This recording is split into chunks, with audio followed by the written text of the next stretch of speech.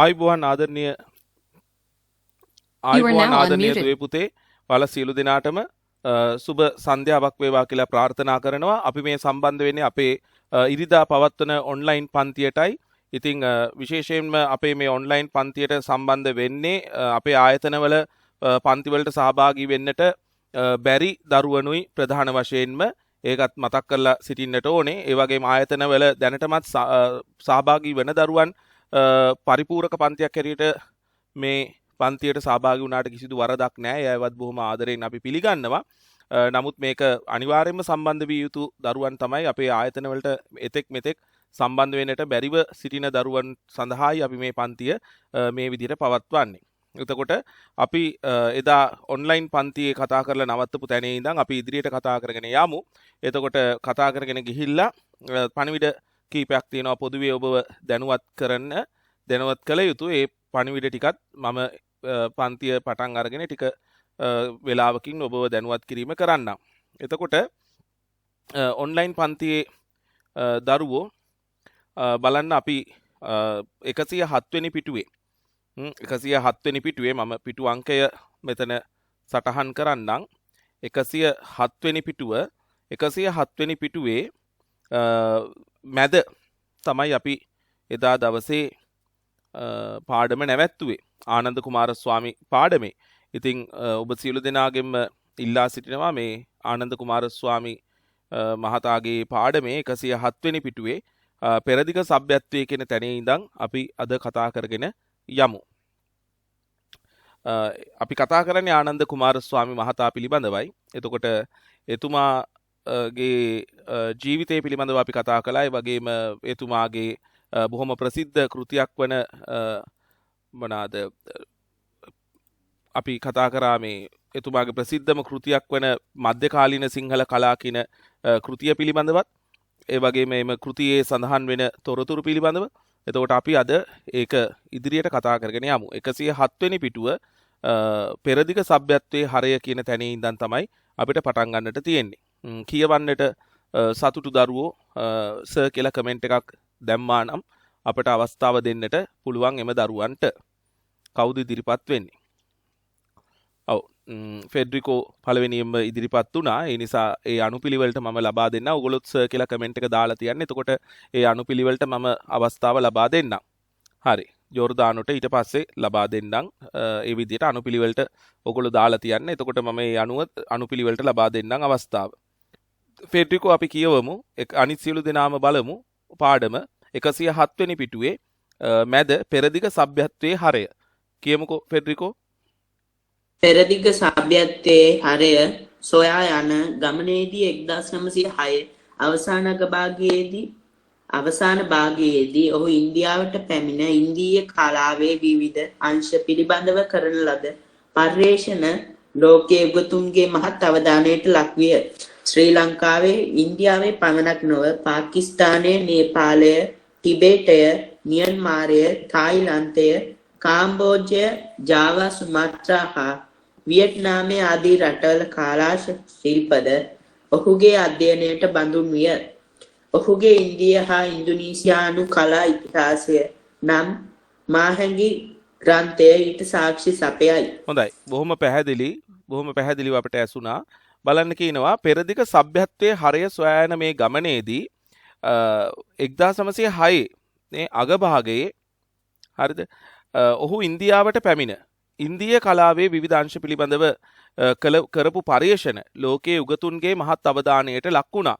එතකොට එතුමා ශ්‍රී ලංකාවේ ඉන්දියාවේ පමණක් නෙවෙයි මේ සංස්කෘතිය පිළිබඳව අධ්‍යයනය කරන්නට පටන් ගත්තේ. අපේ රටවල් දෙකේ පමණක් නෙවෙයි එතුමා මේ අග්නිදිග ආසියාවේ එහෙම නැත්නම් අපේ මේ ආසියාතික රටවල් කිහිපයකම මේ සංස්කෘතිය හදාරන්නට අධ්‍යයනය කරන්නට කටයුතු කරනවා.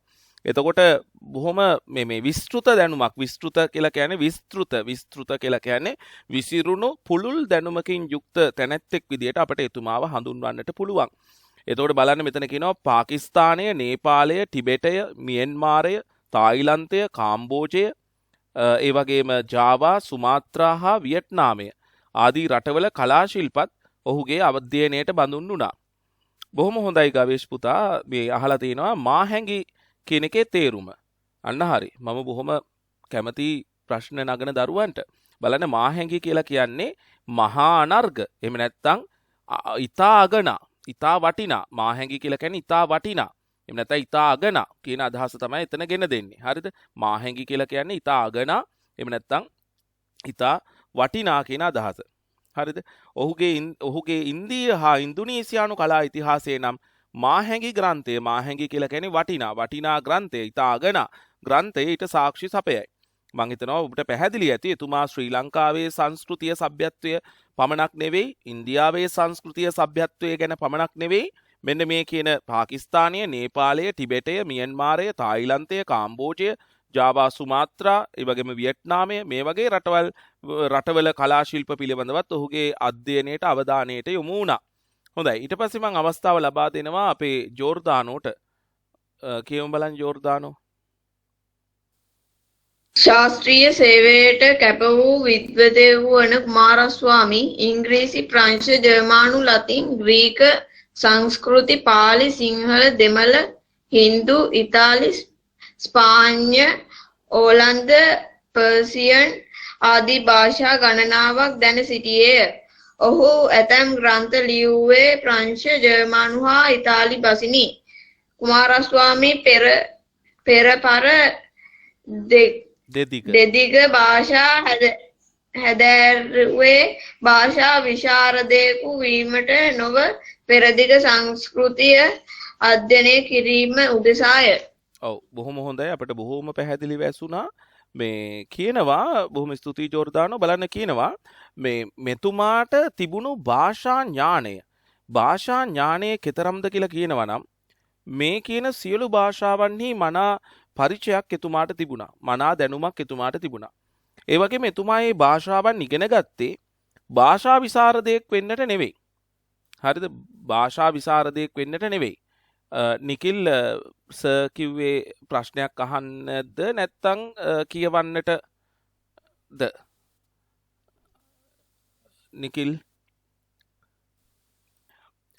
හොඳයි. එතකොට මේ හරි. එතකොට නිකිල්ටත් අවස්ථාව දෙන්නම් කියවන්න. මේ බලමු.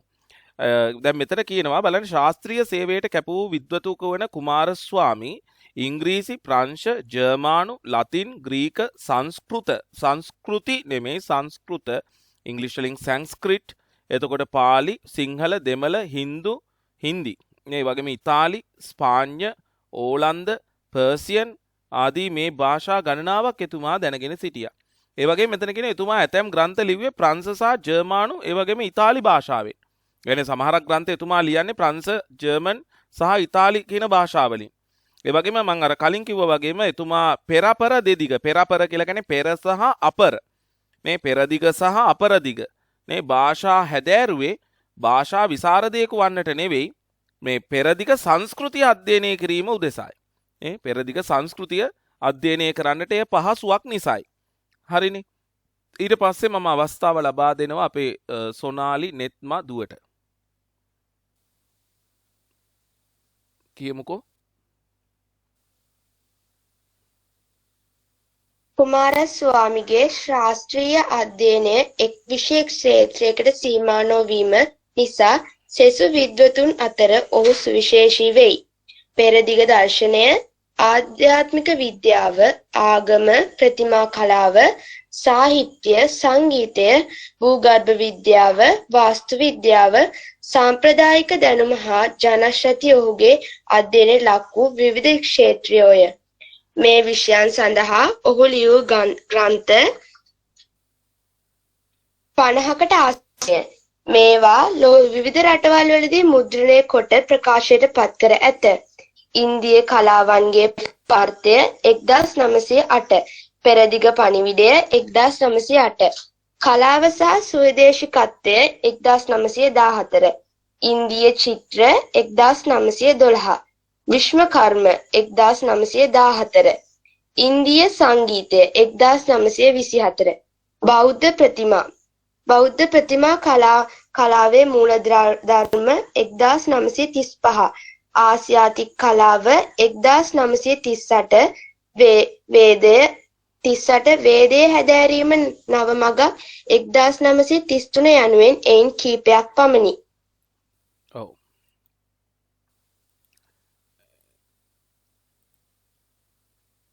මෙතන ඊට පස්සේ කුමාරස්වාමිගේ ශාස්ත්‍රීය අධ්‍යයන එක් විෂය ක්ෂේත්‍රයකට පමණක් සීමා වුණේ නැහැ.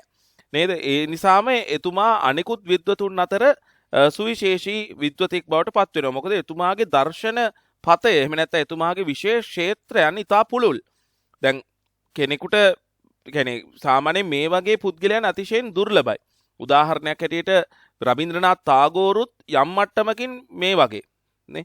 නමුත් මෙතුමා ඊටත් වඩා පුළුල් විශේෂ ක්ෂේත්‍ර ගණනාවක මනා දැනුමක් ඒ වගේම අත්දැකීමක් ලැබපු පුද්ගලයෙක්. ඒ පිළිබඳව ලියපු කෙනෙක්. බලන්න පෙරදිග දර්ශනය, ආධ්‍යාත්මික විද්‍යාව, ආගම, ප්‍රතිමා කලාව, සාහිත්‍යය, සංගීතය, භූගර්භ විද්‍යාව, වාස්තු විද්‍යාව, සාම්ප්‍රදායික දැනුම හා ජනශ්‍රුති ඔහුගේ අධ්‍යයනයට ලක් වූ විවිධ ක්ෂේත්‍රයෝ. මේ විෂයන් සඳහා ඔහු ලියූ ග්‍රන්ථ සංඛ්‍යාව 50කට ආසන්නයි. මේවා ලොව විවිධ රටවලදී මුද්‍රණය කොට ප්‍රකාශයට පත් වෙලා තියෙනවා. ආදී කියන්නේ ඉන්දිය කලාවන්ගේ පරමාර්ථ, පෙරදිග පණිවිඩය, කලාව සහ ස්වදේශිකත්වය, ඉන්දිය චිත්‍ර, විශ්වකර්ම, ඉන්දිය සංගීතය, බෞද්ධ ප්‍රතිමා කලාවේ මූලධර්ම, ආසියාතික කලාව, වේදය හැදෑරීමට නව මගක්. මේ සියලු පොත් ලියවිලා තියෙන්නේ විදේශ භාෂාවලින්. ඒවා කීපයක් ඕනනම් අපේ සිංහලයට නැගිලා ඇති. නමුත් මේ බහුතරයක් කෘති ඉංග්‍රීසියෙන් සහ වෙනත් භාෂාවලින් ලියවෙච්ච කෘති. හොඳයි. ඒ වගේම කියනවා මේ හැර ලංකාවේ මෙන්ම ලෝකයේ වෙනත් රටවල පුවත්පත් හා සංගරා සඳහා ඔහු ලියූ ලිපි සංඛ්‍යාව 400කට ආසන්නය. මෙනාද අපේ ෆෙඩ්රිකෝ මට පොඩ්ඩක් මයික් එක ඔන් කරලා කියන්න පුතා ප්‍රශ්නේ. වේදය හැදෑරීමට හරි මට අර ඉංග්‍රීසි ටයිප් කරලා ඔහොම දුන්නාම මට යාගේ කර එක විදිහට ප්‍රනවුන්ස් කරන්න හරි. වේදයනේ ඔය ඇහුවේ. වේදය කියලා කියන්නේ කියන්නේ Hindu අයගේ ප්‍රධාන Hindu ධර්මය ඇතුළත් වෙන ප්‍රධාන ග්‍රන්ථ 4ක් තියෙනවා. ඒවා තමයි අපි කියන්නේ වේද ග්‍රන්ථ කියලා. මොනවා කියලාද කියන්නේ? වේද ග්‍රන්ථ. එතකොට මේ වේද ග්‍රන්ථ 4ක් තියෙනවා. ඍග්, යජුර්, සාම, අතර්වණ. එතකොට මේ ඍග්වේදය, යජුර් වේදය, සාම වේදය සහ අතර්වණ වේදය. මේ ඍග්, යජුර්, සාම, අතර්වණ කියලා කියන්නේ වේද ග්‍රන්ථ. එතකොට මෙන්න මේ වේද ග්‍රන්ථ හැදෑරීමට නව මගක් කියන අදහස තමයි උතන ඒ කෘතියේ නම. මොකද එතුමාගේ ලොකු ආසාවක් තිබුණා එතුමාගේ ජීවිතයේ අවසාන කාලයේ මේ වේද සාහිත්‍ය පිළිබඳ. ඒ කියන්නේ වෛදික සාහිත්‍ය. ඒ කියන්නේ එතුමාගේ ජීවිතයේ අවසාන කාලයේ එතුමා වෙන් කරලා තිබුණේ මේ ඍග්, යජුර්, සාම, අතර්වණ කියන මේ වේද ග්‍රන්ථවල තියෙන සාහිත්‍ය පිළිබඳ අධ්‍යයනය කරන්නට. එතකොට මේ ඒක ඇත්තටම එතුමාට මේ එතුමාගේ ජීවිතේ එතුමා මේ ඒවා සිදු කරලා ඊට පස්සේ එතුමා ඒ සම්බන්ධයෙන් පොත්පත් පවා ලිව්වා. ඒක එකක් තමයි වේදය හැදෑරීමට නව මගක් කියලා කියන්නේ. ඒ වගේම එතුමා පුවත්පත් සංග්‍රහවලට ලියූ ශාස්ත්‍රීය ලිපි සංඛ්‍යාව 400කට ආසන්නයි කියලා කියනවා. හොඳයි අපි ඊට පස්සේ අවස්ථාව දෙනවා අමාශට. අමාශ විවිධ රටවල කලා ගවේෂණයෙහි යෙදුණද ඔහුගේ නිත්‍ය වාසස්ථානය වූයේ එංගලන්තයයි. එහි 1914 ඇලවි පළමුවැනි ලෝක සංග්‍රාමයේ ගිනිදෙල් ඇවිලෙමින් තිබුණු වකවානුවේ ඔහුට එංගලන්තය හැරදමා යාමට සිදුවේ. එංගලන්තයේ මිත්‍ර සන්ධානයට සිය උපරිම දායකත්වය ලබා දීමේ අරමුණෙන් නිර්මාණය කරමින් සිටි විශාල ස්වේච්ඡා හමුදාවට බැඳීම ඒ වන විට 39 වියේ පසු කුමාරස්වාමී ප්‍රතික්ෂේප කිරීම හේතු වේ. කලාකාරයා බඳු ඔහුගේ නිවසේ ඇතුළු සියලු දේපල මේ නිසා රාජසන්තක කෙරුණි. එතෙන් පටන් ඔහුගේ ජීවිතය ගත වූයේ ඇමරිකාවේය. උතුරු ඉන්දියාවේ කළ සංචාරයේදී රැස් කරගත් පුරාවිස්තුවා සිතුවම් සුරක්ෂිතව තැන්පත් කිරීමට ඇමරිකාවේ බොස්ටන් නුවර ලලිත කලා කෞතුකාගාරයේ ඔහුට ඉඩ ලැබුණි. 1917 සිට එහි පෙරදිගාංශයේ භාරකාරීත්වයේද කුමාරස්වාමීට පැවරුණි. හොඳයි බොහොම හොඳයි අපිට බොහොම පැහැදිලිව ඇසුණා අමාශ බොහොම ස්තුතියි. බලන්න කියනවා විවිධ රටවල කලා ගවේෂණයන්හි යෙදුනත් එතුමාගේ නිත්‍ය වාසස්ථානය එහෙම නැත්නම් එතුමාගේ රෙසිඩන්ස් එකනේ එතුමාගේ නිත්‍ය වාසස්ථානය උනේ එංගලන්තයේ. එහෙත් 1914 න් ආරම්භුණු පළවෙනි ලෝක යුද සංග්‍රාමයත් එක්ක එතුමාට එංගලන්තයේ හැරදමා යන්නට සිදු වෙනවා. හැබැයි ඒක සිදු වෙන්නේ බොහොම සිත් වේදනා ගෙන දෙන සිදුවීමකින්. ඒකට හේතුව තමයි මෙතරම් බුද්ධිමත් පඬිවරයෙක් හා සමාන මේ මහා ශ්‍රේෂ්ඨ පුද්ගලයාට එංගලන්ත හමුදාව විසින් මෙතන එංගලන්ත රජය විසින් නියෝග කරනවා මේ හමුදාවට සම්බන්ධ වෙන්න කියලා ස්වේච්ඡා හමුදාවට බැඳෙන්නට කියලා. එතකොට එතුමා ඒක ප්‍රතික්ෂේප කරනවා. මොකද එතුමා කවදාවත් මේ යුද්ධය හිංසාව ඒ දේවල් මේ අනුමත කරපු කෙනෙක් නෙමෙයි. ඉතින් ඒ නිසාම එතුමා මොකද කරන්නේ මේ මිත්‍ර හමුදාවට බැඳෙන එක ප්‍රතික්ෂේප කරලා මෙතුමා එංගලන්තය හැර දමා යනවා. ඒ නිසාම එහි ප්‍රතිඵලයක් ලෙස එංගලන්තයේ තිබුණු එතුමාගේ නිවස ඒක සම්පූර්ණයෙන්ම කලාගාරයක් හා බඳුයි. එතුමා ශ්‍රී ලංකාව ඒ වගේම ඉන්දියාව ඒ වගේම අනිකුත් පෙරදිග රටවල් මේ වලින් එකතු කරගත්ත සමහරක් පුරාවිද්‍යාත්මක සිහිවටන ඒ කියන්නේ පෞරාණික භාණ්ඩ එතුමාගේ පෞද්ගලික කෞතුකාගාරයක් පවත්වාගෙන ගියා මේ නිවසේ. එතකොට මේ සියලු දේපල රාජසන්තක කළා. ඒ කියන්නේ එංගලන්ත ආණ්ඩුව විසින් එතුමාගේ නිවස රාජසන්තක කළා. මොකද හේතුව එතුමා අර මිත්‍ර හමුදාවට ස්වේච්ඡා මිත්‍ර හමුදාවට බැඳිලා සේවය කරන එක ප්‍රතික්ෂේප කරපු නිසා. ඒ නිසාම ඔහු ඊට පස්සේ මොකද හේතුව එතුමා කල්පනා කරා නේද තමන්ගේ රටෙන් තමන්ට යම් පිළිගැනීමක් නැතිනම් ඒ රට හැර යන්නට. ඒ නිසා එතුමා මොකද කළේ? එතුමා ඇමරිකාවට යනවා. මොකද එංගලන්තයට විරුද්ධ රට හැටියට සැලකුණේ කල ඇමරිකාව. ඉතින් ඒ නිසා එතුමා ඇමරිකාවට යනවා. ඇමරිකාවේ එතුමාව බොහොම සාදරයෙන් පිළිගන්නවා. පැහැදිලිද? පිළි අරගෙන එතුමාට යම් තැනක් ලබා දෙනවා ඇමරිකාව තුල. බලන්න එතෙන් පටන් ඔහුගේ ජීවිතය ගත වූයේ ඇමරිකාවේය. උතුරු ඇමරිකාවේ කළ සංචාරයේදී රැස් කරගත් පුරාවස්තු හා සිතුවම් සුරක්ෂිතව තැන්පත් කිරීමට ඇමරිකාවේ බොස්ටන් නුවර ලලිත කලා කෞතුකාගාරයේ ඔහුට ඉඩ ලැබින 1917 සිට එහි පෙරදිග අංශයේ බාරකාරත්වයේද කුමාරස්වාමිට පැවරිණි. එතකොට මේ එතුමාට අවස්ථාවක් ලැබෙනවා මේ ඇමරිකාවේදී. හොඳයි. ඊට පස්සේ අපේ කවුද කියවන්නේ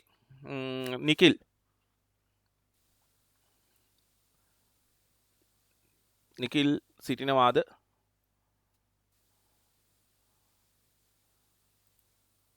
ඔව් කියන්නකෝ.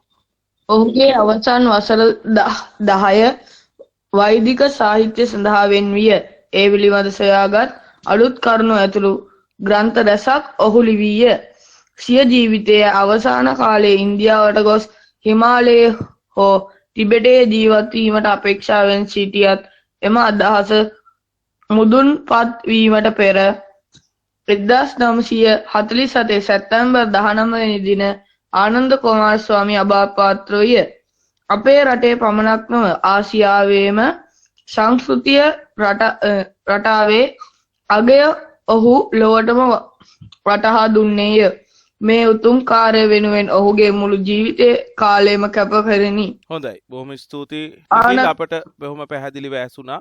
බොහොම ස්තුතියි. බලන්න මෙතන කියනවා ඔහුගේ අවසන් වසර 10 වෛදික සාහිත්‍ය කියලා කියන්නේ අර රිග් යජුර් සාම අතර්වන් කියන වේද ග්‍රන්ථ 4හි ඇතුළත් වෙන සාහිත්‍ය අධ්‍යයනය කිරීම සඳහා වෙන් වුණා.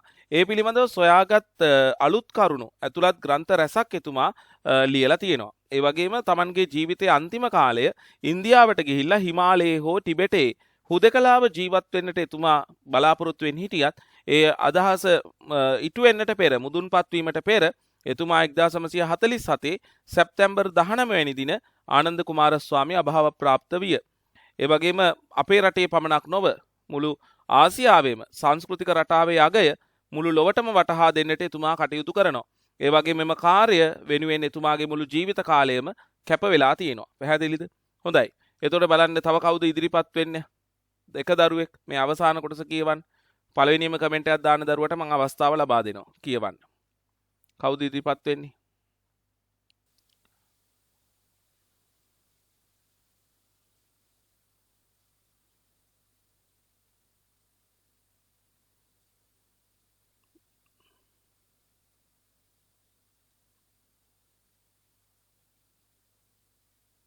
ඔව් ෆෙඩ්රිකෝ නෑ සොනාලි ෆෙඩ්රිකෝ ඇරුණුකොට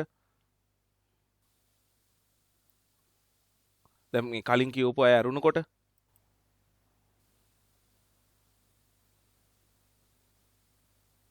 ආනන්ද කුමාරස්වාමීගේ සුවිසල් මෙහෙවර අගයනු වස් ඉන්දියාවද ශ්‍රී ලංකාවද සමුරු මුද්දර දෙකක් නිකුත් කළේය. කොළඹ ග්‍රීන් පාර්ක් ප්‍රධාන මාවත ආනන්ද කුමාරස්වාමී මාවත ලෙස නම් කොට ඇත්තේ ඔහුට උපහාරයක් ලෙසිනි. 1952 දී ලන්ඩනයේ පැවැත්වනු ලැබූ කුමාරස්වාමී අනුස්මරණ දේශනයේදී කියුණේ මුළු ලෝකයේම ආචාර්ය ආනන්ද කුමාරස්වාමී තරම් විශේෂ විෂයන් ගැන කෘතීන් ප්‍රකාශයට පැමිණූ විද්වතුහු වෙත්නම් ඒ ඉතා ස්වල්ප දෙනෙකු බවය. හොඳයි අපිට බොහොම පැහැදිලි දිනෙත් මෙතන කියනවා ආනන්ද කුමාරස්වාමිගේ සුවිසල් මෙහෙවර අගය කිරීම සඳහා ඉන්දියාවත් ශ්‍රී ලංකාවත් සමරු මුද්දර දෙකක් නිකුත් කරලා තියෙනවා. එතුමාට කරන ගෞරවයක් හැටියට. ඒ වගේම කොළඹ ග්‍රීන් පාත්ති ප්‍රධාන මාවතක් ආනන්ද කුමාරස්වාමි මාවත ලෙස නම් කරලා තියෙනවා.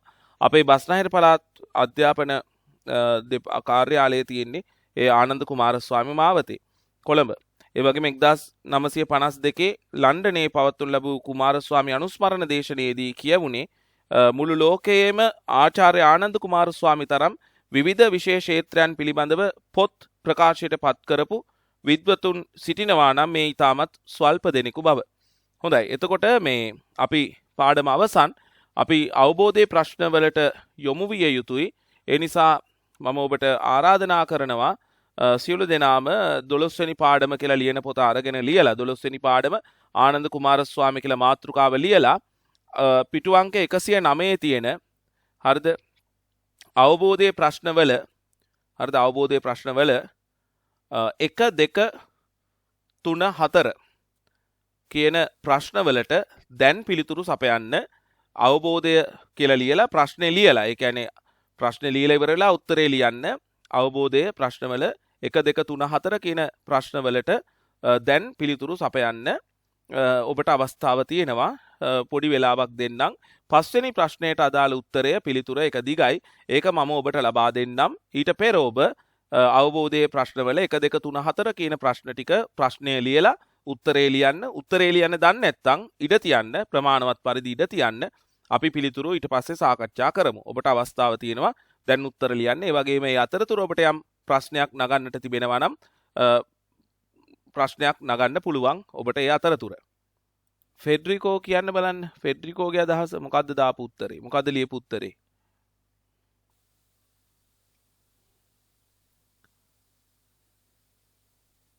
ක්‍රීඩකයෙකු ලෙස දීප්තිමත් ලෙස දක්ෂකම් දැක්වීම. තව ක්ෂේත්‍ර කියලා අහලා තියෙන්නේ. උස පැනීම ඉසව් සහ විද්‍යාලීය පාපන්දු කණ්ඩායමේ ක්‍රීඩකයෙකු ලෙසද දක්ෂකම් දැක්වීම. මම ප්‍රමුඛ මම හරිද වැරදිද කියන්නේ මම අන්න මේ සමා වෙන්න ගවේෂ්ඨ පොඩ්ඩක් මේ උත්තරේ අහුවෙලා තියෙනවා ප්‍රමුඛ සර් කියලා දාලා තිනවා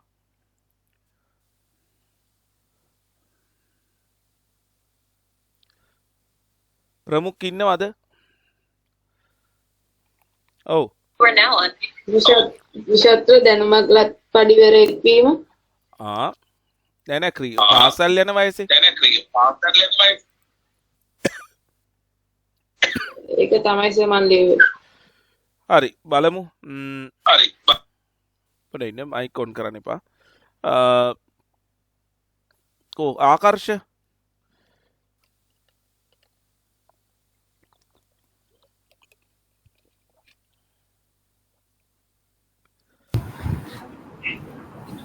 සාහිත්‍ය සංගමයේ දේශකයෙකු ලෙස හරි වෙන හරි කියන්න බෑ වෙන අදහස් තියෙනවද හොඳයි බලන්න මේක ප්‍රශ්නේ හරියට පොඩ්ඩක් තේරුම් ගනිමු උත්තර ඔයගොල්ලෝ දුන්නා කීප දෙනෙක්ම නමුත් බලන්න මේ දැන් අන්න ආකර්ෂත් ඔන්න ආපහු තව ටිකක් උත්තරේ හදලා දාලා තිනවා බලන්න මේ ඇත්තටම මේ ගවේෂ උත්සාහයක් දරලා තිනවා ඒ තමයි පාසල් ජීවිතයේදී ආනන්ද කුමාරස්වාමි ශිෂ්‍යයා ඉගෙනීමට අමතරව දස්කම් පෑ ක්ෂේත්‍ර එහෙම කිව්වහම ඒ තමයි ක්‍රීඩා ක්ෂේත්‍රය තේරෙනවද ක්‍රීඩා ක්ෂේත්‍රය හරිද අනිත් එක තමයි සාහිත්‍ය ක්ෂේත්‍රය නේ සාහිත්‍ය ක්ෂේත්‍රය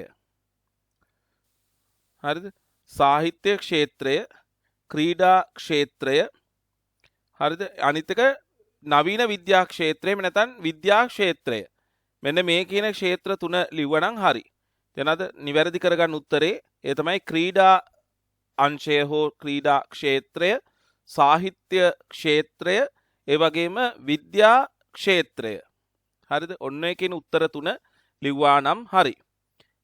ඊළඟට ආය අහනවා අංක 2 ආනන්ද කුමාරස්වාමි පාසල් අවදියේ සංගරාවලට ලිපි සැපයූ විශේෂ ක්ෂේත්‍රය කුමක්ද? අන්න ඒකට එනවා තව එකක්. මොකද්ද විශේෂ ක්ෂේත්‍රය? අපි උත්තරයක් කියමු බලන්න. ඔව් ආකර්ෂ කියන්න පුතා. ඔව් කියන්නකෝ.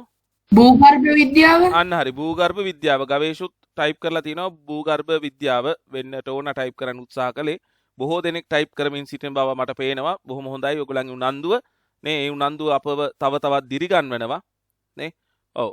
එතකොට ඒ නිසා මේ හරියට හරි මේ ගොඩ දෙනෙක් ටයිප් කරනවා මේ කරමින් ඉන්නවා. කමන්නේ ටයිප් කරන්න ඔයගොල්ලෝ. ඒ කියන්නේ එක්කෙනෙක් හරි උත්තරේ කිව්වා කියලා තමන් ලියපු උත්තරේ ආපහු මකන්න යන්න ඕනේ නැහැ. තමන් ඒක ටයිප් කරලා ඒක පළ කරන්න. ඒක ප්‍රශ්නයක් නැහැ. මොකද මේක මේ ඇත්තටම ඔව් මෙතන භූගර්භ විද්‍යාව තමන්ට ටයිප් කරන්න පුළුවන් ඉංග්‍රීසි අකුරෙන් නම් ඉංග්‍රීසි අකුරෙන් සිංහල අකුරෙන් නම් සිංහල අකුරෙන් තමන්ට පුළුවන් විදිහට ටයිප් කරන්න කිසි ප්‍රශ්නයක් නැහැ. හරිද? එතකොට මේ එතුමා ලිපි සපයූ විද්‍යා කියන්නේ ක්ෂේත්‍රය තමයි භූගර්භ විද්‍යාව. ඔව්. හරිනේ. ඔව් ජනිතුත් දාලා තියෙනවා ජියෝග්‍රැෆි කියලා. එතකොට ඒක සිංහලෙන් ලියන නිසා ලියන්නට ඕනේ භූගර්භ විද්‍යා ක්ෂේත්‍රය. හරිනේ. ඊට පස්සේ 3 බටහිර සංස්කෘතියේ බලපෑමට ලක් වූ ලාංකිකයන්ට මිදීම සඳහා ආනන්ද කුමාරස්වාමි මහතා විසින් යෝජනා කරන ලද ක්‍රියාමාර්ග 2. ඒක නම් මට කමෙන්ට් එකක් දාලා සර් කියලා ඕගොල්ලෝ කියනවා නම් මම වඩා සතුටුයි ටයිප් කරනවාට වඩා. ඔව් දිනෙත් කියමු බලන්න පුතා. අධ්‍යාපනයේ සියබසින්ම ක්‍රියාත්මක කිරීම හා ලංකාවේ විශ්වවිද්‍යාල පිහිටවීම. හරි. ආකර්ෂ ඔයත් කියන්නකෝ පුතා ආකර්ෂත්.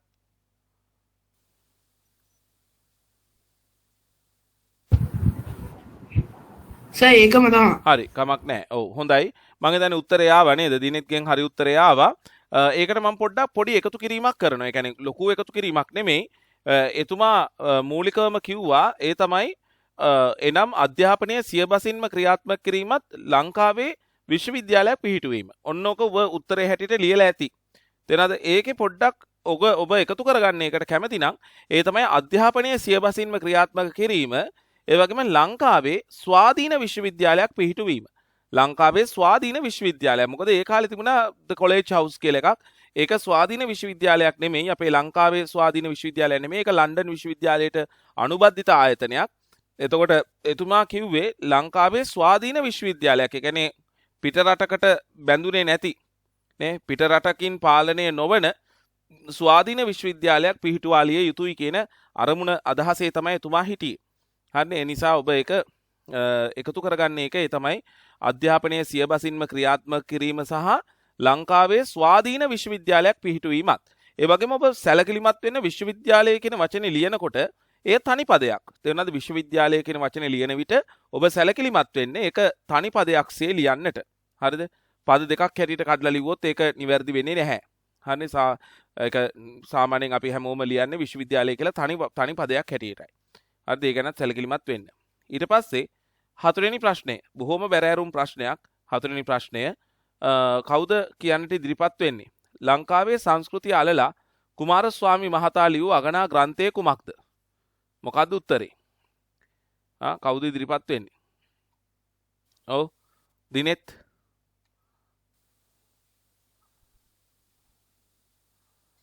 නැත්තම් මධ්‍යකාලීන ඔව් ඕෂධිත් කියන්නකෝ. ඕෂධි දුවත්.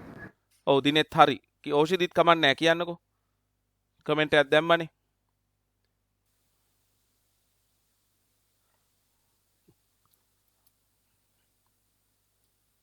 ඕෂධි ඉන්නවද? එහෙම නැත්නම් නිකිල් ආකර්ෂ කලින් කියපු නිසා නිකිල් ඔව් මධ්‍යකාලීන ඔව් සිංහල කලා. මධ්‍යකාලීන සිංහල කලා. හරි. හොඳයි. අනිත් දරුවොත් මං හිතන්නේ කියන්න සොනාලි ආකර්ෂ ඒ දරුවොත් උත්සාහ කරන්නේ නැත්තේ ඒක වෙන්නේ නැති කියන්නේ. ඉතින් ඒ නිසා ඔබ සියලු දෙනාම එහෙනම් ලියාගමු. ඒ තමයි මධ්‍යකාලීන සිංහල කලා. ලියා ගන්නකෝ. මධ්‍යකාලීන සිංහල කලා. මධ්‍යකාලීන සිංහල කලා.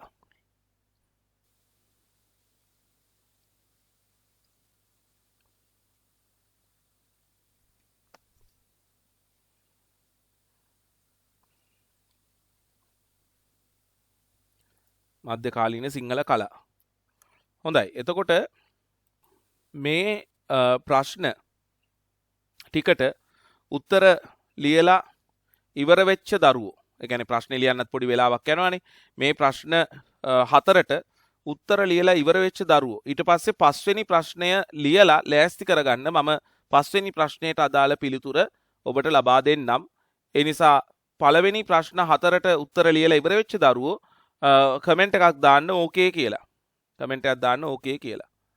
5 වෙනි ප්‍රශ්නය ලියලා ඉවර ඇති. බලන්න ලාංකිකයෙකු වූ ආනන්ද කුමාරස්වාමි පෙරදිග මෙන්ම අපරදිග ලෝකයේද ගෞරවාදරයට ලක් වූ විද්වතෙකි යන්න සනාථ කරමින් ඔබේ අදහස් දක්වන්න කියලා තියෙනවා. හොඳයි. එතකොට මේ අපි ලියමු මේ විදිහට. හරිද? ඒ පිළිබඳව. හරිද? ඔව්. මෙතන කියනවා මේ අපි ලියාගමු ලෑස්ති කරගමු. ශ්‍රී ලංකාවේ හරි ලියා ගන්න. හරිනේ. ශ්‍රී ලංකාවේ හා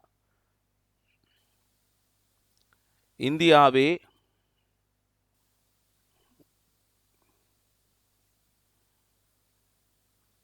විවිධ කලා අංශ ශ්‍රී ලංකාවේ හා ඉන්දියාවේ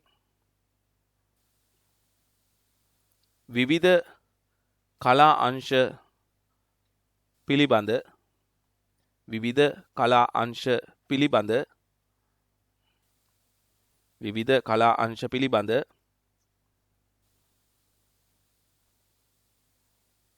එතුමා විසින්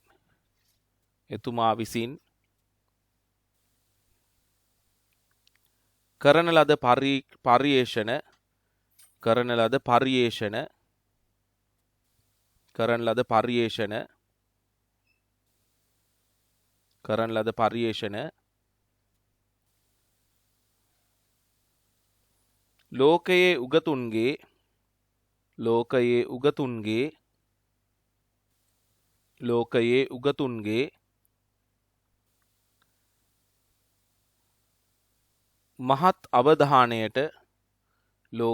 උගතුන්ගේ මහත්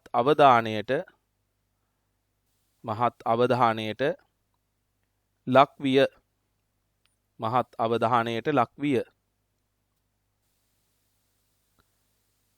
එමෙන්ම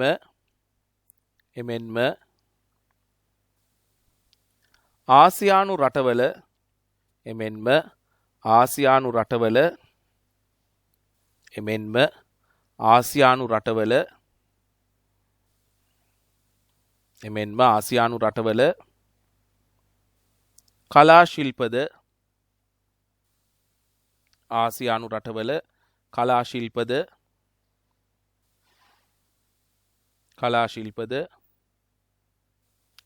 රටවල කලා ශිල්පද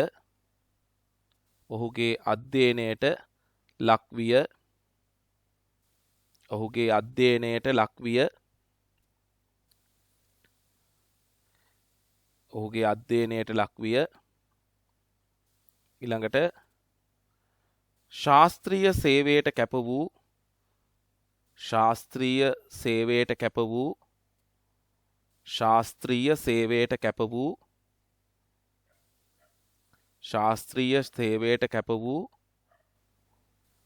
විද්වතකු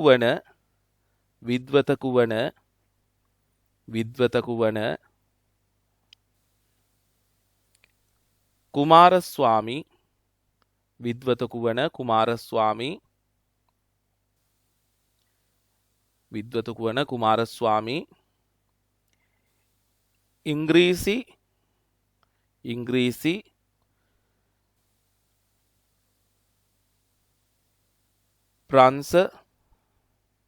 ඉංග්‍රීසි ප්‍රංශ සමාන ඉංග්‍රීසි ප්‍රංශ කියන එක කපන කුමාරස්වාමි ඉංග්‍රීසි ප්‍රංශ කියන එක කපලා ලියාගන්නේ විද්වතක වන කුමාරස්වාමි පෙරදිග සහ අපරදිග හන්නේ ශාස්ත්‍රීය සේවයට කැපූ විද්වතුකු වන කුමාරස්වාමී පෙරදිග සහ අපරදිග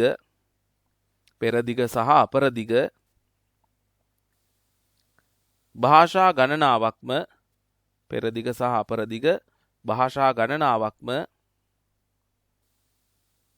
දැන සිටියේය.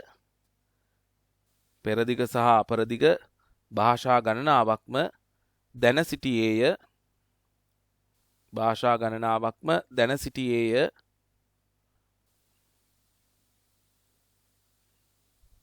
අද දැන සිටියේය.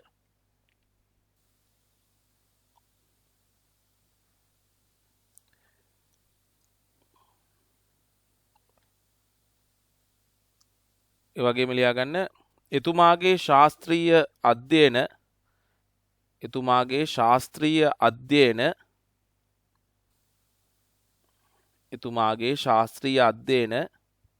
එක් විෂයකට පමණක්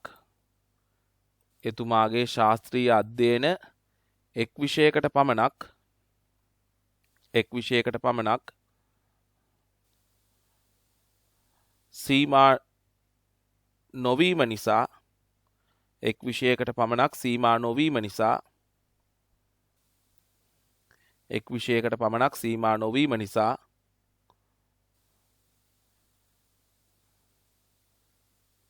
සෙසු විද්වතුන් අතර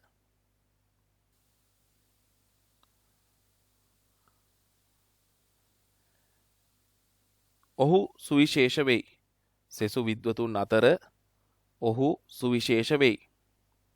සෙසු විද්වතුන් අතර ඔහු සුවිශේෂ වෙයි.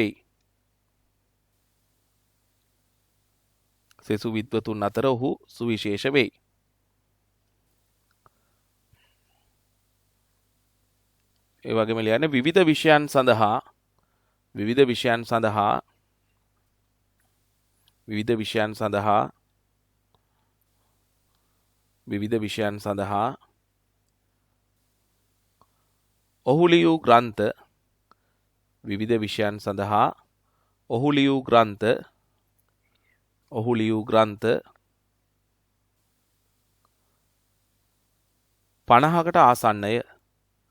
ඔහු ලියූ ග්‍රන්ථ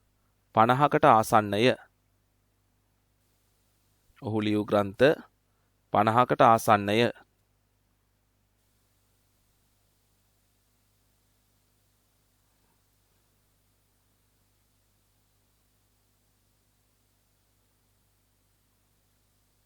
ඒ වගේම ලියන්න ලංකාවේ මෙන්ම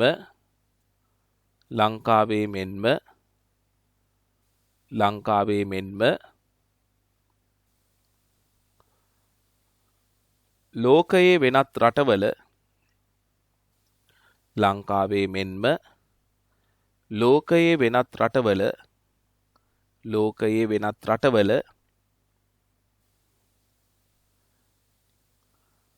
පුවත්පත් හා සඟරා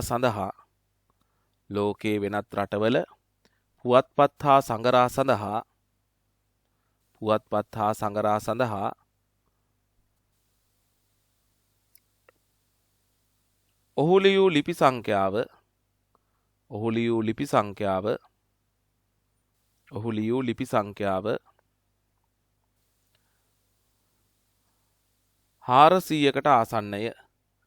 ඔහු ලියූ ලිපි සංඛ්‍යාව 400කට ආසන්නය.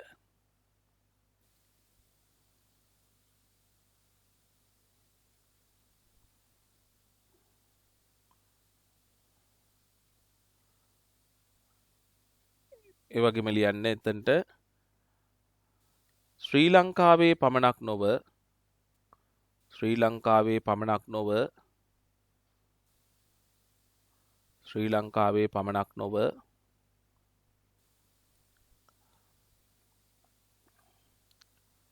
ආසියාවේම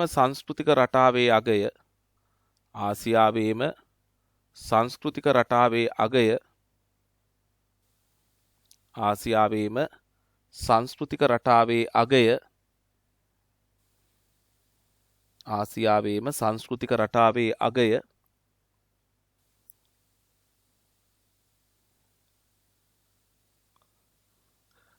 අපරදිග ලෝකයට වටහා දුන්නේ අපරදිග ලෝකයට හඳුන්වා දුන්නේ අපරදිග ලෝකයට හඳුන්වා දුන්නේ අපරදිග ලෝකයට හඳුන්වා දුන්නේ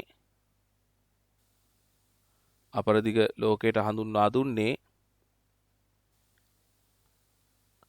ආනන්ද කුමාරස්වාමිය ආනන්ද කුමාරස්වාමිය ආනන්ද කුමාරස්වාමිය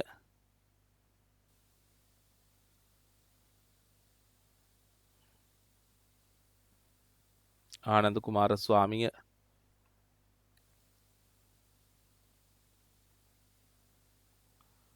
තම මුළු ජීවිත කාලයම තම මුළු ජීවිත කාලයම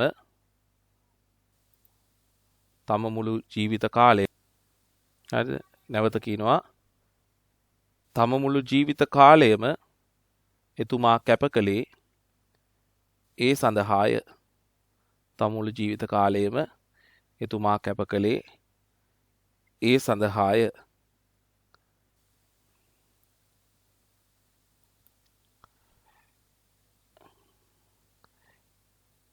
ලියාගන්න එතනටම ඒ නිසාම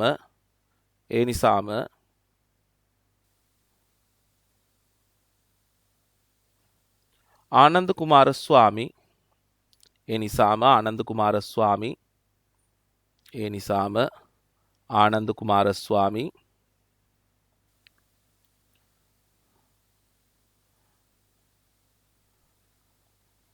පෙරදිග මෙන්ම ඒ නිසාම ආනන්ද කුමාරස්වාමි පෙරදිග මෙන්ම පෙරදිග මෙන්ම පෙරදිග මෙන්ම අපරදිග ලෝකයේද පෙරදිග මෙන්ම අපරදිග ලෝකයේද පෙරදිග මෙන්ම අපරදිග ලෝකයේද ගෞරවාදරයට ලක් වූ ගෞරවාදරයට ලක් වූ ගෞරවාදරයට ලක් වූ ගෞරවාදරයට ලක් වූ විද්වතකු ලෙස ගෞරවාදරයට ලක් වූ විද්වතකු ලෙස ගෞරවාදරයට ලක් වූ විද්වතකු ලෙස විද්වතකු ලෙස හඳුන්වා දිය හැකිය ගෞරවාදරයට ලක් වූ විද්වතකු ලෙස හඳුන්වා දිය හැකිය හඳුන්වා දිය හැකිය ආනන්ද කුමාරස්වාමී විවාහව සිටියා මේ ස්ටෙලා බ්ලොච් කියන තැනැත්තිය සමග දරුවන් පිළිබඳ සඳහනක් නැහැ නමුත් ආනන්ද කුමාරස්වාමී තමන්ගේ බිරිඳ සමග සිටින ඡායාරූප තිබෙනවා මේ ඇය ස්ටෙලා බ්ලොච් හැබැයි මේ පින්තූර කැනෙ මේ එතුමා පිළිබඳව තියෙන විස්තරවල විවිධ අවස්ථාවල විවිධ නම් සඳහන් වෙනවා මේ කැනේ ආනන්ද කුමාරස්වාමීගේ බිරිඳ ලෙස එතකොට හරිද අපි යමු ව්‍යාකරණ සටහන් වල අපි අද කතා කරනවා මේ කර්තෘකාරක සහ කර්මකාරක වාක්‍ය වගේම කර්තෘකාරක වාක්‍ය කර්මකාරක වාක්‍ය බවට හැරවීම පිළිබඳවයි අපි මෙතන කතා කරන්නේ. අපි යමු ඒකේ මේ සටහනට. බලන්න මෙතන මීට පෙරත් අපි මේ පිළිබඳව කතා කරලා තියෙනවා. බලන්න මෙතන අපි කතා කරනවා මම මෙහෙම මාව මේ ස්ක්‍රීන් එකෙන් අයින් කරන්නම් ඔබට වැඩි ඉඩක් මෙතන ගන්නට අවශ්‍ය නිසා. හරි මෙන්න බලන්න. කර්තෘකාරක සහ කර්මකාරක වාක්‍ය. බලන්න මෙතන තියෙනවා සටහන සිංහල වාක්‍ය නිර්මාණයෙහිලා කර්තෘකාරක සහ කර්මකාරක යනුවෙන් විධි දෙකක් පවතී. මේ විධි දෙකක් පවතිනවා. මොනවද මේ ක්‍රම දෙක? කර්තෘකාරක සහ කර්මකාරක යනුවෙන්. කර්තෘකාරක වාක්‍ය anu කර්තෘ උක්ත වූ වාක්‍යයි. අපි කර්තෘකාරක කියලා කියන්නේ කර්තෘ උක්ත වෙච්ච වාක්‍ය. බලන්න. වැද්දා මුවන් මරයි. නේ වැද්දා හැමදාම කරන්නේ මුවන්ව මරණ එක. එතකොට ආඛ්‍යාතය මරයි. මේ ආඛ්‍යාතය කරන කර්තෘ එහෙම නැත්නම් කතුවරයා වැද්දා. ආඛ්‍යාතය සිදු කරන කෙනාව අපි හඳුන්වනවා කර්තෘ කියලා. එතකොට මරයි කියන ආඛ්‍යාතයෙන් ඉස්මතු වෙන්නේ හරිද? මරයි කියන ආඛ්‍යාතයෙන් ඉස්මතු වෙන්නේ කර්තෘ වන වැද්දා. ඒ නිසා වැද්දා මෙතන උක්ත වෙනවා කියලා අපි කියනවා. උක්ත වෙනවා කියන වචනේ තේරුම මොකද්ද? උක්ත වෙනවා කියන වචනේ තේරුම තමයි ආඛ්‍යාතයෙන් ඉස්මතු වෙනවා කියන අදහස. ආඛ්‍යාතයෙන් කියවෙනවා කියන අදහස. උදාහරණයක් හැටියට කවුද මරන්නේ? කවුද මරන්නේ? මරයි කියන ක්‍රියාව සිදු කරන්නේ කවුද? මරයි කියන ක්‍රියාව සිදු කරන්නේ වැද්දා. නේ? කවුද මරන්නේ? වැද්දා. එතකොට වැද්දා එම වාක්‍යයේ කර්තෘ. වැද්දා එම වාක්‍යයේ ආඛ්‍යාතයෙන් ඉස්මතු වෙනවා. ඒ නිසා ආඛ්‍යාතයෙන් ඉස්මතු වීම, ආඛ්‍යාතයෙන් කියවීම, ආඛ්‍යාතයෙන් හැඟවීම අපි කියනවා උක්ත වෙනවා කියලා. මෙන්න මේ උක්ත කියන වචනේ එන්නේ අන්න ඒකටයි. එතකොට ආඛ්‍යාතයෙන් කියවෙන නිසා අපි කියනවා උක්ත කර්තෘ කියලා. කර්තෘ උක්තයි. එතකොට ආඛ්‍යාතයෙන් ඉස්මතු වෙන්නේ නැත්තේ, ආඛ්‍යාතයෙන් කියවෙන්නේ නැත්තේ නේ කවුද? ආඛ්‍යාතයෙන් ඇඟවෙන්නේ නැත්තේ ඒ තමයි මෙන්න මේ කර්මය. නේ ආඛ්‍යාතයෙන් ඉස්මතු නොවන නේ කර්මය. ආඛ්‍යාතයේ සිදු වෙන්නේ කර්මයටයි. ඒ නිසා මෙතන කර්මය අනුක්ත ස්වරූපයෙන් ඉන්නවා කියලා කියනවා. ආඛ්‍යාතයෙන් ඉස්මතු වෙන්නේ නැහැ, කියවෙන්නේ නැහැ, ඇඟවෙන්නේ නැහැ. එහෙනම් අපි කියනවා උක්ත වෙන්නේ නැහැ. ඒ නිසා අපි කියනවා අනුක්ත කියලා. හරිද? නැවතත් මම කියනවා බලන්න ආඛ්‍යාතය කියලා කියන්නේ අවසාන ක්‍රියාව. අවසාන ක්‍රියාව සිදු කරන පුද්ගලයා වාක්‍යයේ කර්තෘ කියලා අපි හඳුන්වනවා. එතකොට මේ වාක්‍යයේ කර්තෘ තමයි වැද්දා. මොකද මරයි කියන ක්‍රියාව සිදු කරන්නේ වැද්දා. එතකොට මරයි කියන ආඛ්‍යාතයෙන් ඉස්මතු වෙලා තියෙන්නේ කවුද මරන්නේ? මරන්නේ වැද්දා. ඒ නිසා මරයි කියන ආඛ්‍යාතයෙන් ඉස්මතු වෙලා තියෙන්නේ කර්තෘ. ඒ නිසා අපි කියනවා කර්තෘ උක්තයි කියලා. ඒ නිසා මෙම වාක්‍යයේ වැද්දා උක්ත කර්තෘ. ඊට පස්සේ ආඛ්‍යාතයෙන් ඉස්මතු වෙන්නේ නැත්තේ ආඛ්‍යාතයේ සිදු වෙන්නේ කර්මයට. ආඛ්‍යාතයෙන් ඉස්මතු වෙලා නැහැ කර්මය. ඒ නිසා කර්මය මෙතන අනුක්තයි කියලා අපි කියනවා. තව උදාහරණයක් බලන්න. පියා දරුවන් රැක්කේය. ආඛ්‍යාතයේ රැක්කේය. එතකොට රැක්කේය කියන ක්‍රියාව සිදු කරන්නේ කවුද? පියා. නේ? රැක්කේය කියන ක්‍රියාව සිදු කරන්නේ පියා. ඒ වගේම කර්තෘ පියා. රැක්කේය. කවුද රැක්කේ? පියා. ඒ නිසා ආඛ්‍යාතයෙන් උක්ත වෙලා තියෙන්නේ කර්තෘ. පියා. උක්ත කර්තෘ පියා. රැකෙන්නේ කවුරුන්ද? දරුවන්. එහෙනම් රකින්නවා කියන ක්‍රියාවට යටත් වෙන්නේ දරුවන්. ඒ නිසා දරුවන් මෙම වාක්‍යයේ කර්මයේ ලෙස අපි හඳුන්වනවා. එතකොට රැක්කේ කියන ක්‍රියාවෙන් ඉස්මතු වෙන්නේ නැහැ මේ දරුවන්. මේ කියවෙන්නේ නැහැ, හැඟවෙන්නේ නැහැ. ඒ නිසා මේ රැක්කේ කියන ආඛ්‍යාතයෙන් කියවෙන්නේ නැති, ඉස්මතු වෙන්නේ නැති, හැඟවෙන්නේ නැති අපි කියනවා අනුක්තයි කියලා. ඒ නිසා මෙතන අනුක්ත කර්මයේ දරුවන්. එහෙනම් උක්ත කර්තෘ පියා, අනුක්ත කර්මයේ දරුවන්, උක්ත වූ කර්තෘට අනුව ආඛ්‍යාතයේ රැක්කේ කියලා හදලා තියෙනවා. පැහැදිලිද? හොඳයි. එතකොට ඊට පස්සේ අපි යනවා මෙතන තව ටිකක් ඉදිරියට බලන්න. මෙම වාක්‍යවල ආඛ්‍යාතයේ සිදු කරන කර්තෘ උක්ත ස්වරූපයෙන් සිටි. උක්ත ස්වරූපයෙන් සිටනවානේ. මේ තියෙන වැද්දා, පියා නේ උක්ත ස්වරූපයෙන් ඉන්නවා. කර්තෘ උක්තයි. මෙතනත් කර්තෘ උක්තයි. එනම් ආඛ්‍යාතයෙන් කියවෙන්නේ ඉස්මතු වෙන්නේ ආඛ්‍යාතයේ සිදු කරන කර්තෘවය. හරිනේ. මරයි. කවුද මරන්නේ? වැද්දා. රැක්කේ. කවුද රැක්කේ? පියා. ආඛ්‍යාතයට යටත් වන ආඛ්‍යාතයේ සිදුවන කර්මය සිටින්නේ අනුක්ත ස්වරූපෙන්නේ. හරිනේ. ආඛ්‍යාතයට යටත් වන, ඒ කියන්නේ මැරෙන්නේ කවුරුන්ද? මුවන්. ආඛ්‍යාතයට යටත් වෙනවා. රැකෙන්නේ කවුරුන්ද? දරුවන්. එතකොට ආඛ්‍යාතයට යටත් වෙනවා. එතකොට ආඛ්‍යාතයට යටත් වන ආඛ්‍යාතයේ සිදුවන කර්මය සිටින්නේ අනුක්ත ස්වරූපෙන්. හරිනේ. මෙතන අනුක්ත කර්මය මුවන්, මෙතන අනුක්ත කර්මය දරුවන්. හරිනේ. ඊට පස්සේ බලන්න. කර්මකාරක වාක්‍ය අනු ඔන්න ඊට පස්සේ කතා කරනවා කර්මකාරක වාක්‍ය පිළිබඳව. බලන්න. කර්මකාරක වාක්‍ය අනු කර්මයේ උක්ත වූ වාක්‍යයි. දැන් කලින් තිබුණේ කර්තෘකාරක වාක්‍ය. මේ දෙකේ වෙනස වටහා ගන්න.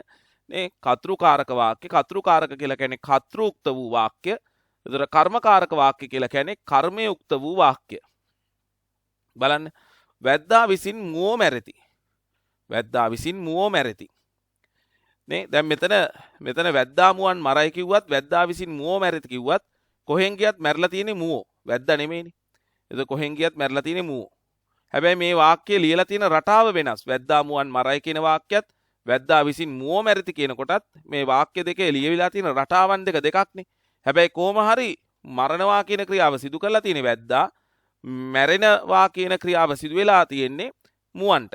එතකොට බලන්න වැද්දා විසින් මුවෝ මැරෙති. දැන් මෙතන බලන්න ආඛ්‍යාතයේ මැරෙති. ඒ වගේම මරණවා කියන ක්‍රියාව සිදු කරන්නේ වැද්දා. ඒ වගේම මැරෙන්නේ මුවෝ. එතනත් ඒ විදිහම තමයි. එතකොට ගත්තොත් බලන්න මැරෙති කවරහුද මුවෝ නේ. දැන් මැරෙති කවුද මැරෙන්නේ මුවෝ. එතකොට දැන් මෙතනදී මැරෙති කියන ආඛ්‍යාතයෙන් ප්‍රශ්න කරාම මැරෙති කියන ආඛ්‍යාතයෙන් ඉස්මතු වෙන්නේ මුවෝ. ඒ නිසා මෙතනදී කර්මය උක්ත වෙලා තියෙනවා. දැන් උක්ත වෙනවා කියන එකේ තේරුම මොකද්ද? උක්ත වෙනවා කියලා කියන්නේ ආඛ්‍යාතයෙන් ඉස්මතු වෙනවා කියවෙනවා කියන එකනේ. එහෙනම් මෙතනදී ආඛ්‍යාතයෙන් ඉස්මතු වෙලා තියෙන්නේ ආඛ්‍යාතයෙන් කියවිලා තියෙන්නේ ආඛ්‍යාතයෙන් උක්ත වෙලා තියෙන්නේ කර්මය මුවෝ. පැහැදිලිද? එතකොට ඔන්න අපිට මේ විදිහට ගන්න පුළුවන්. පැහැදිලිද? මැරෙති කවුද මුවෝ. ඊළඟට දැන් අනිත් වාක්‍ය බලන්න. පියා විසින් දරුවෝ රැකුණහ. නේ රැකුණහ කවරහුද දරුවෝ. නේ රැකිලා තියෙන කවුද දරුවෝ. එතකොට එහෙනම් මෙතනත් ආඛ්‍යාතය කර්මය කර්තෘ එහෙමම තියෙනවා. නමුත් මෙතන උක්තානුක්ත ભેදය වෙනස් වෙලා තියෙනවා. බලන්න රැකුණහ කියන ආඛ්‍යාතයෙන් උක්ත වෙලා තියෙන කර්මය. රැකුණහ කියන ආඛ්‍යාතයෙන් උක්ත වෙලා නැහැ කර්තෘ. මෙතනත් ඒ වගේ තමයි. මැරිති කියන ආඛ්‍යාතයෙන් උක්ත වෙලා තියෙන කර්මය. මැරිති කියන ආඛ්‍යාතයෙන් උක්ත වෙලා නැහැ කර්තෘ. ඒ නිසා මෙතන වැද්දා විසින් පියා විසින් කියලා කියන්නේ අනුක්ත කර්තෘ නේ. අනුක්ත කර්තෘ. මෙතන අනුක්ත කර්තෘ වැද්දා විසින්. ඒ වගේම ඊළඟ එකේ අනුක්ත කර්තෘ පියා විසින්. අනේ පියා විසින්. හරිද? එතකොට රැකුණහ දරුවෝ අනුක්ත කර්මය. එහෙනම් මෙතනදී කර්තෘක්තයි කර්මය අනුක්තයි. ඒ වගේම උක්ත කර්තෘට අනුව ආඛ්‍යාතයේ තබලා තියෙනවා. මෙතන කර්තෘ අනුක්තයි කර්මය උක්තයි උක්ත කර්මයට අනුව ආඛ්‍යාතයේ තබලා තියෙනවා. ඔන්න ඕක පළවෙනියම වටහා ගන්නට ඕන. පැහැදිලිද? ඊට පස්සේ අපි යනවා ඊතුරු අදහසට. බලන්න. මෙතන කියනවා මෙම වාක්‍යවල ආඛ්‍යාතයට යටත් වන ආඛ්‍යාතයේ සිදුවන කර්මය උක්ත ස්වරූපයෙන් සිටී. ඒක එහෙමද කියලා බලන්න. ඔබ එකඟද කියලා බලන්න. මෙම වාක්‍යවල ආඛ්‍යාතයට යටත් වන ආඛ්‍යාතයේ සිදුවන කර්මය උක්ත ස්වරූපයෙන් සිටිනවායි කියලා කියනවා. ඒකට ඔබ එකඟද? මේ තියෙන කර්මය උක්ත ස්වරූපයෙන් සිටිනවා කියලා කියනවා. මේ කර්මය උක්ත ස්වරූපයෙන් සිටිනවා. හරිනේ. එතකොට ඇයි මේ කර්මය මෙන්න මේ ආඛ්‍යාතයේ සමග බැඳෙනවා නේ. මැරෙති කවරහුද මුවෝ. රැකුණහ කවරහුද දරුවෝ නේ. ඒ විදිහට. ඒකයි මේක තමයි ගැලපෙන්නේ. එනම් ආඛ්‍යාතයෙන් කියවෙන්නේ ඉස්මතු වෙන්නේ ආඛ්‍යාතයට යටත් වන ආඛ්‍යාතයේ සිදුවන කර්මය නේ. හරිනේ. ආඛ්‍යාතයෙන් කියවෙන්නේ නේ ආඛ්‍යාතයේ සිදුවන ආඛ්‍යාතයට යටත් වන කර්මය නේ. මැරෙති මැරෙන්නෝ කවරහුද මුවෝ. රැකුණහ කවරහුද දරුවෝ. ආඛ්‍යාතයේ සිදු කරන කර්තෘ සිටින්නේ අනුක්ත ස්වරූපයෙන්. කර්තෘ ඉන්නේ අනුක්ත ස්වරූපයෙන්. කර්තෘ සිටින්නේ අනුක්ත ස්වරූපයෙන්. කර්තෘ ඉන්නේ අනුක්ත ස්වරූපයෙන්. මේ තින් අනුක්ත ස්වරූපයෙන්. මෙතනත් කර්තෘ අනුක්ත ස්වරූපයෙන්. පැහැදිලිනේ? එයා වෙනස්. තේනවද? කර්තෘ අනුක්ත ස්වරූපයෙන් ඉන්නේ. පුවත්පත් සිරස්තලවල කර්මකාරක වාක්‍ය රටාව බෙහෙවින් දක්නට ලැබේ. පුවත්පත් සිරස්තලවල කර්මකාරක වාක්‍ය රටාව බෙහෙවින් දක්නට ලැබෙනවා. මෙහිදී අප විසින් ඉගෙන ගත යුත්තේ කර්තෘකාරක වාක්‍ය කර්මකාරකයට හැරවීමත් කර්මකාරක වාක්‍ය කර්තෘකාරකයට හැරවීමත්. එතකොට ඒ සඳහා අපිට පියවර කීපයක් අනුගමනය කරන්නට සිදු වෙනවා. බලන්න. අපි අනුගමනය කරන පියවර මොනවද කියලා? බලන්න තියෙනවා කර්තෘකාරක වාක්‍ය කර්මකාරකයට හැරවීමේදී උපයෝගී කරගන්නා පියවර. කර්තෘකාරක වාක්‍යය දැන් අපිට දීලා තියෙන කර්තෘකාරක වාක්‍ය බලන්න. කර්තෘකාරක වාක්‍යයේ කර්තෘව එහෙම නැත්නම් කර්මය සහ ආඛ්‍යාතය හඳුනා ගන්න. ඒ කියන්නේ කර්තෘකාරක වාක්‍යයක පළවෙනිම අපි කර්තෘ කවුද? කර්මය කුමක්ද? ආඛ්‍යාතය මොකක්ද කියලා අපි පළවෙනිම හඳුනා ගන්නට ඕනේ. බලන්න. බලලා මීයන් අල්ලයි. ගොවියා වැට බඳි. සිසුහු අකුරු ලියූහ. මව්වරු දරුවන් නැලවූහ. දැන් මේවල කර්තෘ කවරහුද? මට කමෙන්ට් එකක් දාන්න කර්තෘ කවුද කියලා කියන්න පුළුවන් දරුවෙක්. මේ වාක්‍ය සතරේ කර්තෘ කවරහුද? කමෙන්ට් එකක් දාන්න බලන්න. කවුද මේ වාක්‍ය සතරේ කර්තෘහු? මේ වාක්‍ය හතරේ කර්තෘන් 4 දෙනා කවුද? ෆෙඩරිකෝ කියමුකෝ බලන්න. බලලා ඔව්. බලලා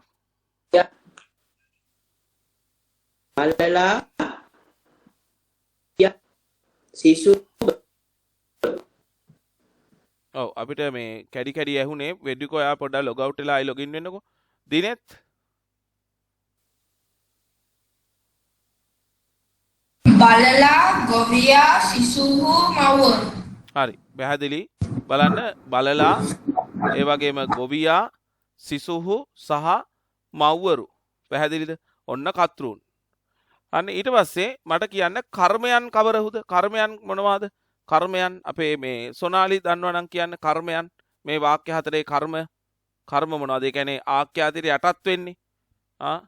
ඇල්ලෙන්නේ, බැඳෙන්නේ, ලියවෙන්නේ, නැලවෙන්නේ. සොනාලි නැත්නම් අමාශ කියන්නකෝ. මීයන් අකුරු වැට දරුවන්. හරියට හරි. මීයන් අකුරු වැට දරුවන්. ඇල්ලෙන්නේ මීයන්. බැඳෙන්නේ වැට. ලියවෙන්නේ අකුරු. නැලවෙන්නේ දරුවන්. එතකොට එහෙනම් ආඛ්‍යාතයට යටත් වෙන්නේ මීයන්, වැට, අකුරු සහ දරුවන්. ඒ ටික ඔබට පැහැදිලිද? ඒ ටික පැහැදිලි කරගන්න. ආඛ්‍යාතය ටිකත් කියමු බලන්න කවුරු හරි. සොනාලි ඉන්නවද? සොනාලි ඉන්නවා නම් දුව කියන්න මේ ආඛ්‍යාත හතර මොනවද මේකේ? එනත වෙන කවුරු හරි දරුවෙක්. සොනාලි කියන්නකෝ. අල්ලයි ඔව්.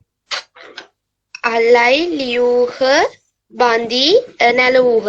හරි. බොහොම පැහැදිලි. අල්ලයි ලියූහ බඳී නැලවූහ. මේවා අන්න අපිට ගන්න පුළුවන් මොනවද? මේ ආඛ්‍යාත විදිහට. පැහැදිලි ආඛ්‍යාත විදිහට අපිට ගන්නට පුළුවන්. හරිද? හොඳයි. ඊට පස්සේ මෙතන කියනවා උක්ත කර්තෘව අනුක්ත කරන්න. දැන් උක්ත කර්තෘ බලලා ගොවියා සිසුහු මව්වරුනේ. එතකොට මෙන්න මේවා අනුක්ත කරන්නට ඕනේ. උක්ත කර්තෘව අනුක්ත කරන්න. මෙහිදී විසින් යන නිපාතය යොදාගෙන බලන්න. බලලා කියන එක බලලා විසින්. ගොවියා කියන එක ගොවියා විසින්. ඊට පස්සේ සිසුහු කියන එක සිසුහු විසින්ද සිසුන් විසින්ද? සිසුන් විසින්. නිවැරදි වෙන්න ඕනේ ඒකයි. ප්‍රින්ට් කරපු දරුවෝ ටියුට් එක ලියා ගන්න. නේ සිසුහු කියන එක මෙතන සිසුහු කියලා ලියලා අර මෙහෙම මේ ලකුණ දාලා මේ සිසුහු කියලා ලියලා ඒක මෙහෙම ලකුණ දාලා සිසුන් විසින් කියලා ලියන්න. ඊට පස්සේ මව්වරු කියන එක මේක අනුපිළිවෙලෙන් එහෙමනේ. මව්වරු කියන එක මෙතන ලියලා අර මෙහෙම කෑල්ල දාලා නේද? මව්වරුන් විසින් කියලා ලියන්න. නේ මෙතන සිසුහු අර විශාලන ලකුණ දාලා සිසුන් විසින්. ඊළඟට මෙතන මව්වරු කියලා ලියලා මව්වරුන් විසින්. ඔව් අමාශ කියන්නකෝ.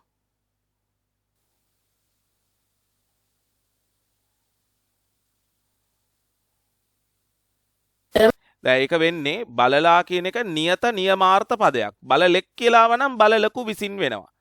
බලල්ලු කියලාව නම් බලලුන් විසින් වෙනවා. නමුත් මෙතන තියෙන්නේ බලලා පුතා ගස ළමයා එහෙම આવොත් එහෙම ඒවල අනුක්ත රූපයත් බලලා පුතා ගස ළමයා එහෙමම තමයි. හරිනේ. දැන් බලලා කියන එකේ අනුක්ත රූපය බලලාමයි. ඒ වගේම අපි ගත්තොත් බලල්ලු කියලා આવොත් බලලුන්. ඒ වගේම බලලෙක් කියලා આવොත් එහෙම බලලකු. එතකොට මේ බලලා කියන එක අනුක්ත රූපය බලලාමයි විසින් කියන එක අපි දානවා එසේ අනුක්ත වූ බව පෙන්වන්නට. හරිනේ. එතකොට දැන් මේවා වෙනස් වෙනවා. දැන් ගොවියා කියන එක ගොවියා විසින්මයි. එතන වෙනසක් නැහැ. සිසුහු කියන එක අන්න වෙනස් වෙනවා සිසුන් විසින්. මව්වරු කියන එක මව්වරුන් විසින් කියලා වෙනස් වෙනවා. පැහැදිලිද? හොඳයි. එතකොට ඊට පස්සේ කියනවා අනුක්ත කර්මය උක්ත කරන්න. අනුක්ත කර්මය උක්ත කරන්න. හරිද? බලන්න මීයන් කියන එක මීයෝ බවට පත් වෙනවා. මේ තියෙන අනුක්ත කර්මයන් ටික මං ටක් ගාලා රවුම් කරන්නම්. අනුක්ත කර්මයන් මෙන්න මේගොල්ලෝනේ මීයන්, ඊට පස්සේ අකුරු, ඊට පස්සේ වැට, දරුවන්, ඔන්නෝවනේ අනුක්ත කර්මයන්. ඒතර ඔන්නෝවා ටික උක්ත කරන්න කියලා කියනවා. බලන්න මීයන් මීයෝ බවට පත් වෙනවා. ඊළඟට මෙතන තියෙනනේ වැටම වෙනවා. වැටෝ වෙන්නේ නැහැ නේ. වැටමයි. අප්‍රාණ වාචී නාම පදවල උක්ත අනුක්ත ભેදයක් නැහැ. වැටම තමයි. ඊළඟට අකුරු කියන එකත් වෙනසක් වෙන්නේ නැහැ. අකුරුම තමයි. මෙතන ඒක ලියන්න ඔබ. අකුරුමයි. දරුවන් කියන එක අන්න වෙනස් වෙනවා කොහොමද? දරුවන් කියන එක වෙනස් වෙනවා දරුවෝ බවට පත් වෙනවා. නේ? දරුවන් කියන එක දරුවෝ බවට පත් වෙනවා. හරිද? දරුවන් කියන එක දරුවෝ බවට පත් වෙනවා. අනේ කරමු. ඒ ටික කරන්න.